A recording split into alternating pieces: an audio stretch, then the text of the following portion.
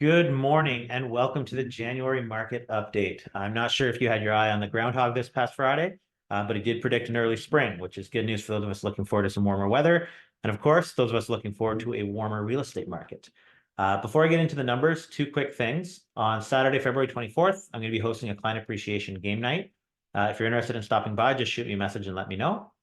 And secondly, I want to give a quick shout out to a friend and mortgage agent named Zach Havens. Zach was nice enough to create an educational video that will also be attached to this email.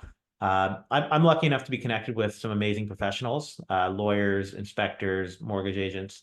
So if you're thinking of making a move this year, just give me a shout and I'll make sure you're connected with the right professionals that will ensure a smooth transaction. So what's been going on in the month of January? So the number of single family sales was 8. That's right in the middle of the 6 to 10 sale range we've seen in the past 5 years. Number of condo sales was only 2, and that's right at the bottom of the range. So in the past 5 years, we've seen between 2 and 5. That's for January's, of course. The average sale price for a single family home in 2024 is at $473,000. That's up 1% from 2023.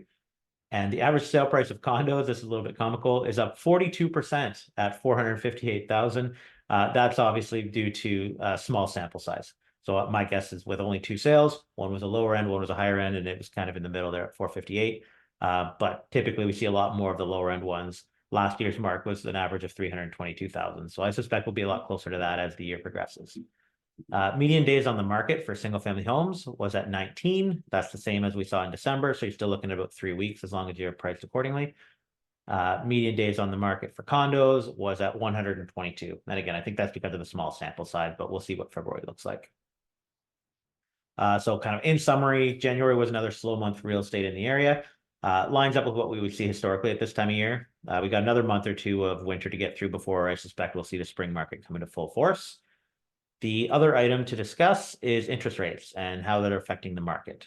So the most recent announcement was on January 24th. At that time, the Bank of Canada held the interest rates at 5% for the 4th time in a row.